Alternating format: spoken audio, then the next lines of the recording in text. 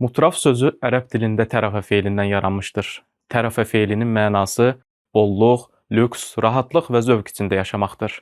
Lakin mutraf sözü təkcə bolluq içində olan insanı deyil, həm də bu nemətlərin təsiri ilə azğınlaşmış və təkəbbürlü hala gəlmiş şəxsi ifadə edir. Ərəb ədəbiyyatında təraf ümumiyyətlə əxlaqi zəiflik, məsuliyyətsizlik və egoistliklə birgə anılır. Bu mənanı dəstəkləyən məşhur bir ərəb deyimi də mövcuddur. Ət-tərəfu yufsidut-tiba'a, yəni zənginlik insan təbiətini pozar. Ərəb dilinin zirvəsi sayılan Qurani-Kərimdə mutraf kəlməsi müxtəlif formalarda olmaqla 8 yerdə keçməkdədir. Bu ayələrə ümumi baxışdan aydın olur ki, mutraf kəlməsi əsasən mənfi kontekstdə işlədilmişdir. Bu anlayış ilahi əzabın gəlməsinə və cəmiyyətin pozulmasına səbəb olan bir sosial təbəqəni ifadə edir. Qurani-Kərimdə mutraflar haqqı inkar edən, peyğəmbərlərə qarşı çıxan, təqlidçi və təkəbbürlü mövqe tutan şəxslər kimi təqdim olunur. İsra surəsinin 16-cı ayəsində belə buyurulur. Biz bir məmləkəti məhv etmək istədikdə, oranın bolluq və nemət içində yaşayanlarına, yəni mutraflarına itaət etməyi əmr edirik. Onlar isə orada günah işləyirlər. Allaha qarşı asi olurlar. Beləliklə, həmin məmləkət üçün əzab vacib olur və biz də oranı yerlə yeksan edirik. Bu ayədə zənginliyin və rifahın fəsada səbəb olduğu, azğınlaşmış sərvət sahiblərinin həlak səbəbi kimi göstərildiyi aydın şəkildə vurğulanır. Səba surəsinin 34-35-ci ayələrində isə belə buyurulur.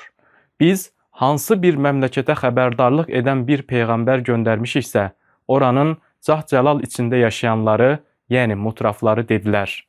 Biz sizinlə göndərilənləri inkar edirik. Onlar həmçinin dedilər, bizim daha çox mal dövlətimiz və övladımız var, bizə heç bir əzab toxunmaz. Bu ayələrdə mutrafların sərvətə güvənərək peyğəmbərləri və onların mesajlarını təkəbbürlə rədd etdikləri göstərilir. Zuhruf surəsinin 23-cü ayəsində isə buyurulur. Biz səndən əvvəl hansı məmləkətə xəbərdarlıq edən bir peyğəmbər göndərmişiksə, oranın cah-cəlal, naz-neymət içində yaşayanları belə dedilər. Biz atalarımızın bir din üzrə olduqlarını gördük və biz də onların izindən gedirik. Bu ayədə isə mutrafların həqiqəti qəbul etməmələrinin səbəbi kimi kör-köranə təqlidçilik göstərilir. Nəticə olaraq, Qurana görə mutraf anlayışı sadəcə zənginliyi deyil, nemətlərin təsiri ilə azğınlaşan, haqqı və haqq sahibini inkar edən insanları ifadə edir. Bu anlayış Quranda cəmiyyətin mənəvi və sosial çöküşünün xəbərçisi kimi təqdim edilir. Bolluq və rifah, əgər şükür və təvazökarlıqla qarşılanmazsa, əksinə, isyan və azğınlığa səbəb olarsa, nəticə ilahi əzab olur. Allahın neməti imtahandır. O, insanı təkəbbürə deyil, təvazökarlığa və itaətə sövq etməlidir.